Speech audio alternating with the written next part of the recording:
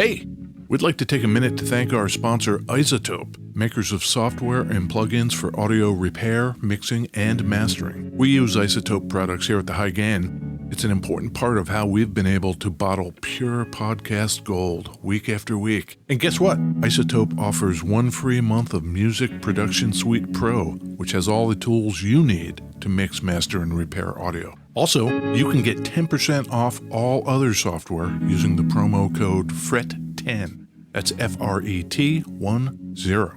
All of this is at isotope.com, IZOTOPE.com.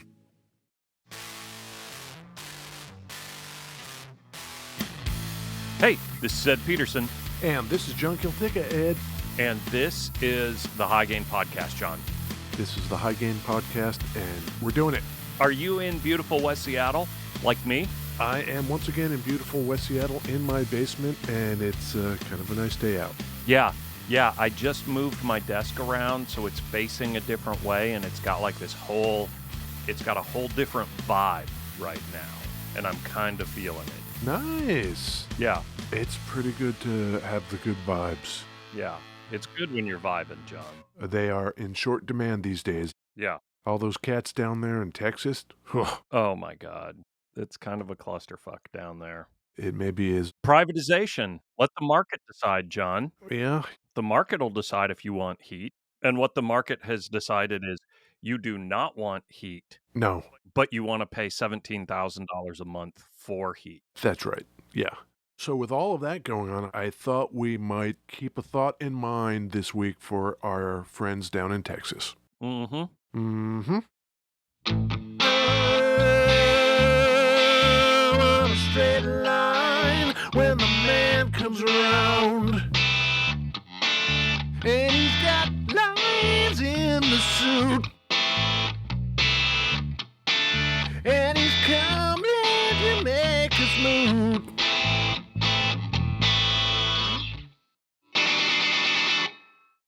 Beverages. That song is very in John's wheelhouse. Yeah. And I should know what it is. Yeah. I don't know. That is our good friends in Spoon. Yep. That's a song called Lines in the Suit. I did know that.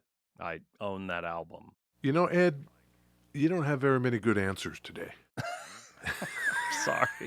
I'm sorry. I totally heard the song and I was going back to 70s, like Elvis Costello-y kind of. Oh, no. It threw me the wrong way.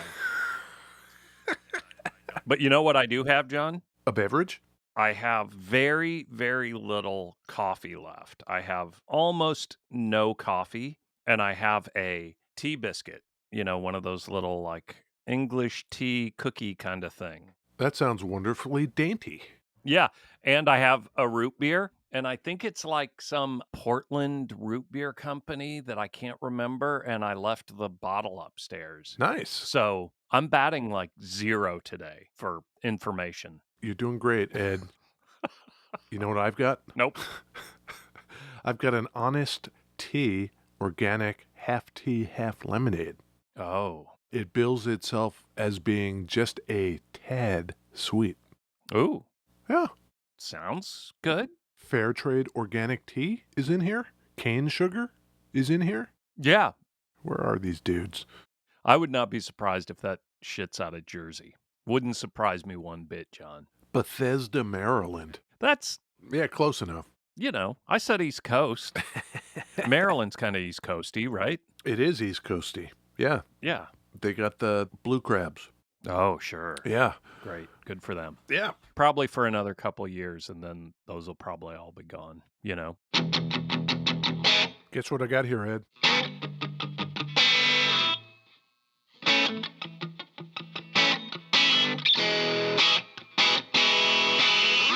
Sounds like a real Brighty guitar. Man, that thing's, I don't mind saying, Ed, a little bit of a ripper. This is a Collings guitar. Have we done? We have not. We have never done a Collings. They're one of those brands that I'm kind of like, oh, yeah? Question mark? Well, let's see if we can't flesh out that picture in Ed's mind just a little more today. Please, John, please.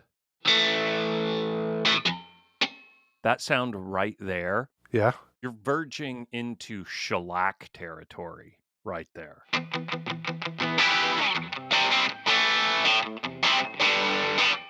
Man, that thing's nice. Yeah. So, Collings is named after a guy named Bill Collings. Oh, no. 2017, we lost Bill. Oh, no. Yeah, he had cancer. That's no good. Is the company still around? Are they still cranking out guitars? 10-4. Yeah, they are. Great. Our man Bill is from Cleveland, Ohio originally. That's where he was born. I graduated from high school in Mentor, which is a sleepy suburb of beautiful Cleveland. Yeah, here's to Mentor. Yeah. He grew up in a family of engineers, actually, and kind of sciencey people, and had himself an aptitude for that. And his family decided that, you need to go into something suitably respectable. He ended up in med school. Oh. That was not for him. So he dropped out of med school and got a job in a machine shop.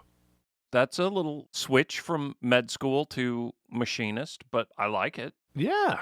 He built his first guitar about the same time. He was at that machine shop for 5 years. But he got restless, Ed, as kids do, the young kids. Sure. It was the early 70s. There was all kinds of partying to do. There were roller discos. There were make-your-own iron-on T-shirt stores. There was no end to possibilities, wouldn't you say? I think so. Yeah. I mean, sure. You could go to med school. You could machine some stuff. Yeah, You could do drugs, get high, yeah, be a rock and roller. exactly. I would probably go that route. I think Bill probably did all of that. Cool. But by 1975, alas, it's time to get the hell out of Ohio. He relocates to Houston, Texas. Are Spoon from Texas? They are from Austin, Texas, Ed.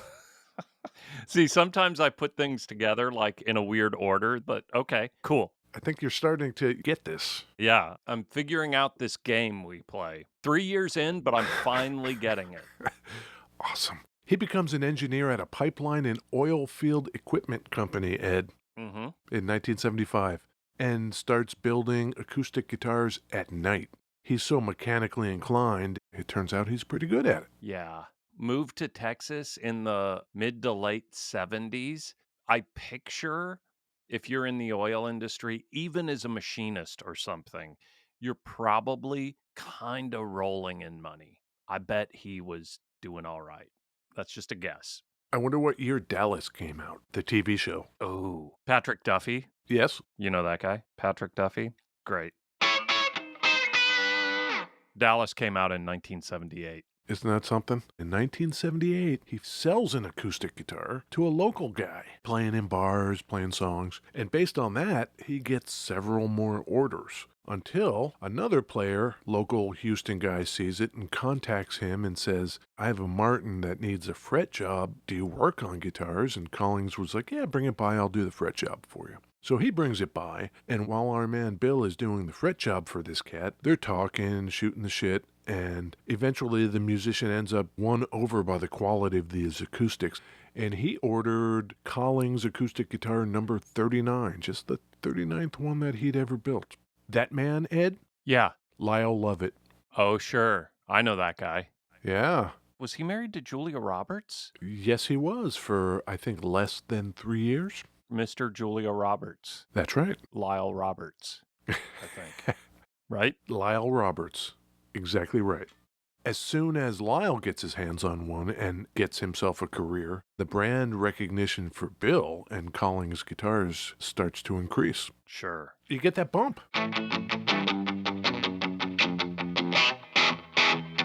So he plans on relocating out to Southern California, where all those other cats are in the early 80s. Jackson, Charvel, everybody, right? Right. He wants to go out there and be a part of that scene, but he stops in on a pal along the way in Austin, Texas, and just kind of never left. Okay. And that's where Collings ends up, Austin, Texas. Austin seems like a cool town. Yes. Home of Spoon, the band Spoon. Have you heard of those guys? I have heard of Spoon. They're pretty good. Yeah.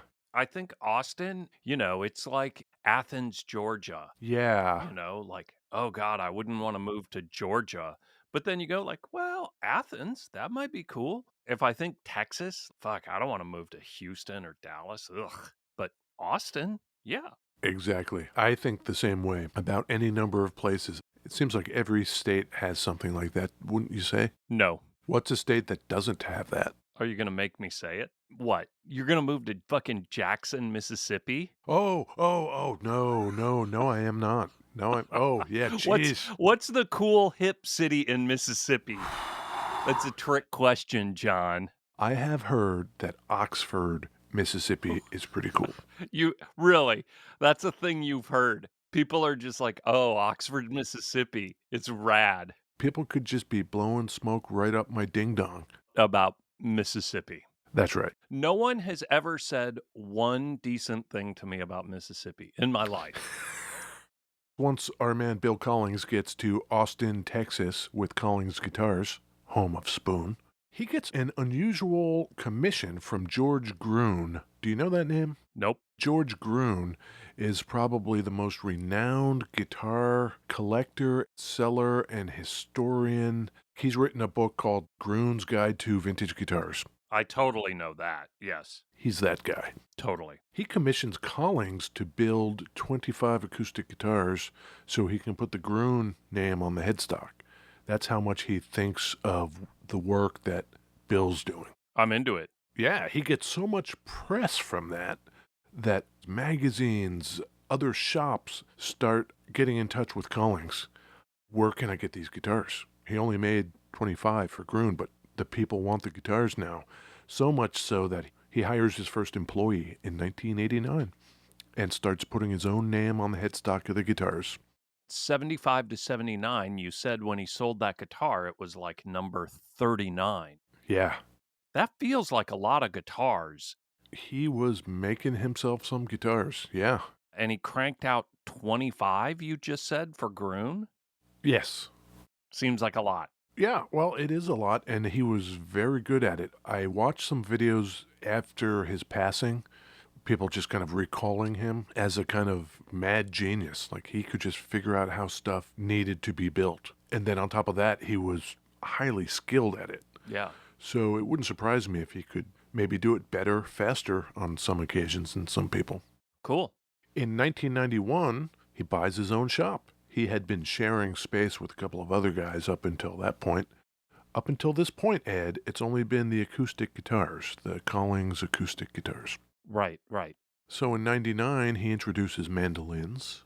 But I think the biggest jump he probably took, and so we're going to jump ahead too, is to 2006. At Summer NAMM in Nashville, he introduces electric guitars. All right. He introduces the I-35, which is apparently named for some sort of Austin arterial road. Oh, funny. Yeah, a 335 type body, although not as wide and overall smaller. What year did you say this is? 2006. Okay. The CL? Yeah. City Limits. Austin City Limits. I know about that. That's a thing. Exactly. The 290, which is also a highway. Okay. On which the factory is actually located. There was also the 360, which I hold in my hand, similar to a Les Paul, but it's thinner than a Les Paul and it's lighter. Dude, this thing is super light. Is it? 7 pounds, maybe? Nice. I don't really picture it as Les Paul-y, but I guess, yeah. It's probably the weird mix of hardware on the thing that kind of freaks me out. There are so many players that like the Les Paul. You know, they might want something different, but in their mind, they like Les Pauls. They might not say it, but they do.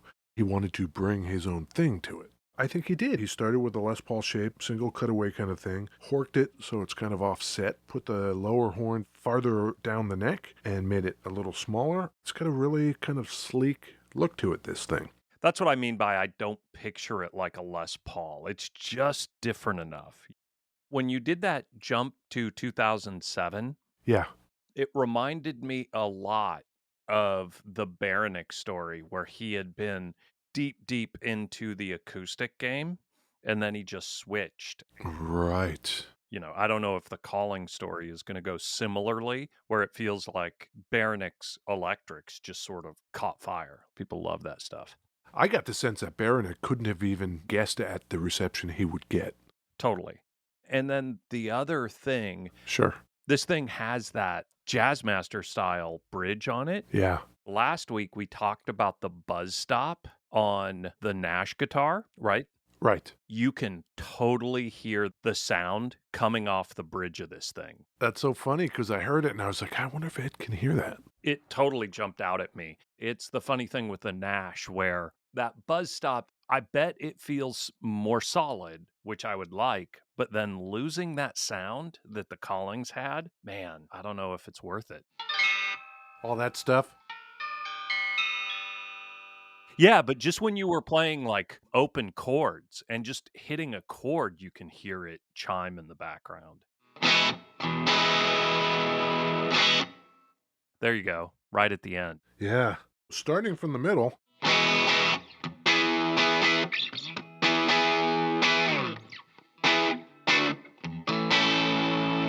Is that the 1981? It is. Should I turn it off? Yeah, maybe do it without the 81 for just a sec. Sure.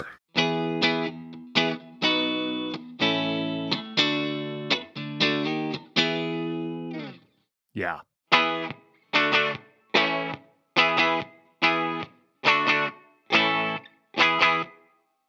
Oh, did you hear that ring at the end? Sounds great. Neck.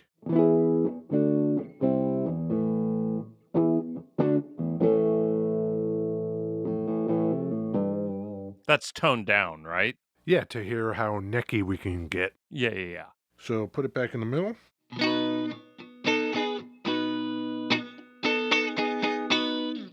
Feels like about a C neck, nothing too baseball batty. Rosewood fretboard. This particular example has what's called dog hair finish on it. Yeah. If you had a mahogany guitar and you're planning on putting a clear coat on it, you have to put this stuff called grain filler in it. It's just this stuff you can buy that kind of clogs the pores of the wood so that when you put the finish on it, it soaks into the wood and dries evenly across the entire body.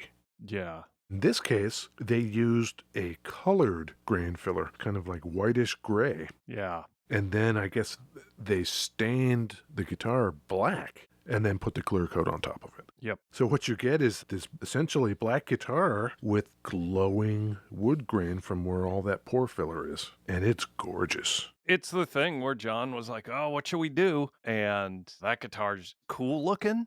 You know, there's a lot of that thing of like, I don't know if it's exactly what I would want, but it's neat.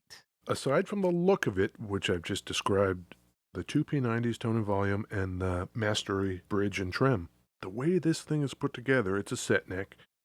You know the kind of sound we like to hear out of Les Paul Juniors when you find a really good example, that kind of bite or that growl? With the P90s. Yeah. Yeah. I put the 1981 back on and... Yep. That. Man, this makes my list. Yeah. Yeah, it does. I really dig the hardware configuration, the Mastery bridge. And then, you know, it doesn't have the lead circuit. It doesn't have all the Jazzmaster shit. Yeah. It's just got those P90s, but then Jazzmaster bridge. I'm into it.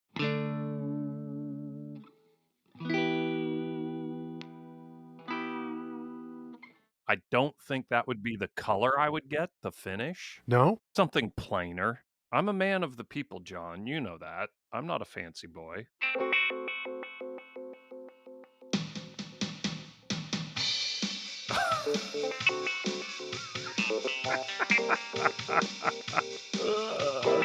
What are you doing, John?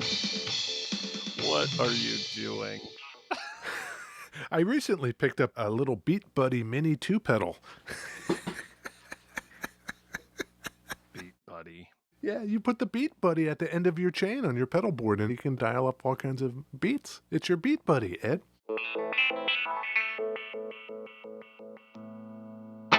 The back of this neck is highly figured and has toner on it, so it's got that kind of vintagey look to it. Okay. The thing that's cool is that the neck is natural going into the body, which is pretty cool for something that is a set neck. Yeah. Do you custom order these, or are they another deal where it's like you just go to a dealer and get what they have? Good question. I don't know. I don't know how that goes with them.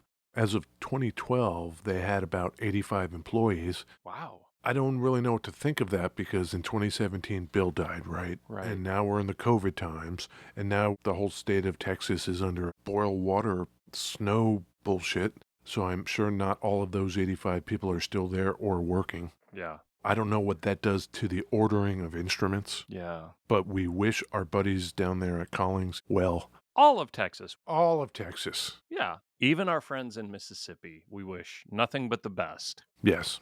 And in the case of Mississippi, when I say I wish them the best, it means I wish they would leave the state. The best thing that someone living in Mississippi could do for themselves is leave Mississippi. Here we go. These are facts, John. I would not argue with the facts. Good.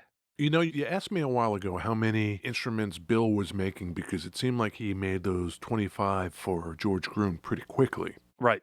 As of that 2012 with those 85 employees, how long would it take them, Ed, to make a group of instruments comprised of 7 acoustics, 3 electrics, 2 mandolins, and 2 ukuleles? 14 instruments.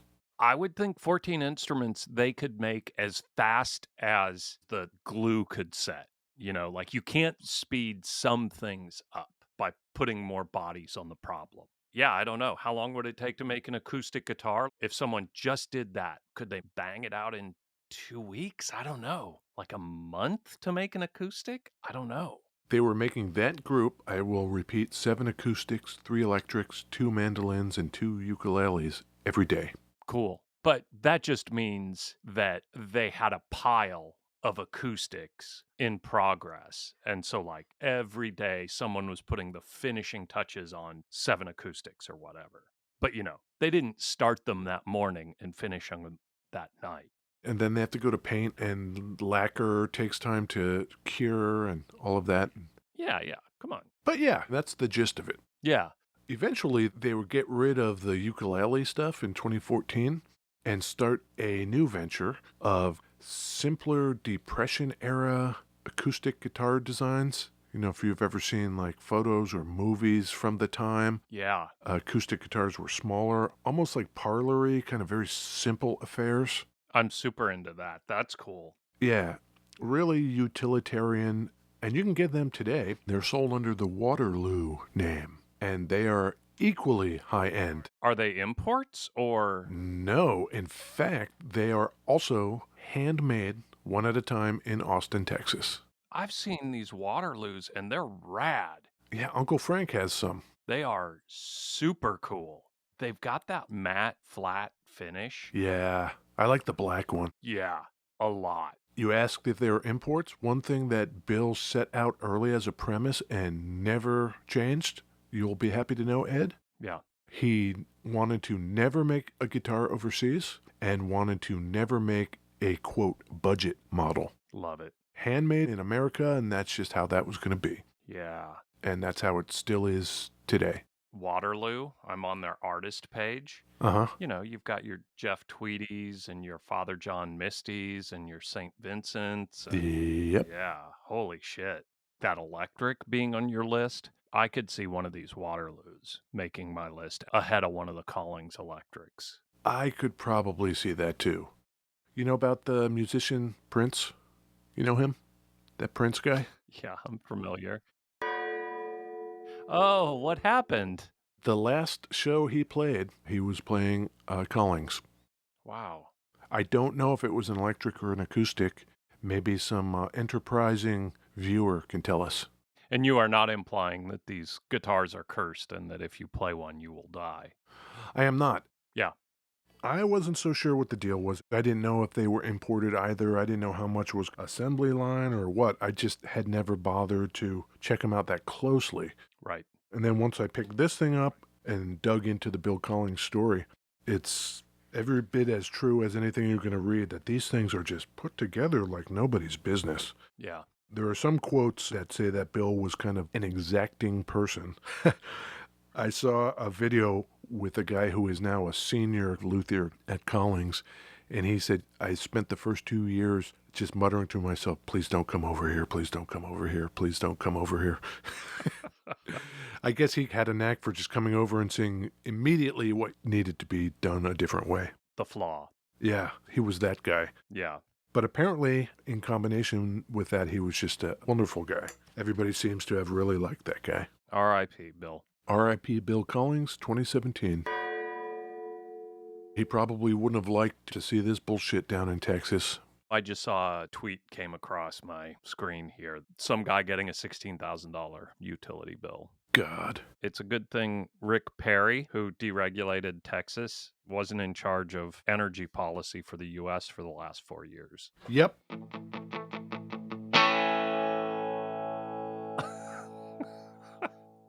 Going to the outro, John. Going to the outro, John. Oh, yeah, the outro segment. People can find us places, Ed. Did you know that? I did. People are finding us on the Patreon. Oh. Patreon.com/thehighgain. Yeah, hey, special welcome to all the new Patreoners. We even got one that paid in those fancy British pounds. Yeah, I think that's like real money. Like, we can do stuff with that. I think we can, yeah. We can buy some more tea cakes. I didn't even think about that. Oh, yeah. Twitter, LinkedIn, Instagram, Facebook. Mainly LinkedIn. If you want to go to @thehighgain, and you can only go to one place because your internet box only works for, a little bit at a time. Yep. Go to Instagram, check us out. We would love to have you. Absolutely. Leave a review on iTunes. We'd love it. Man, and with that, Ed, I think that is super successful. Good job, John. Good job, Ed. Bye. Okay, bye, Ed.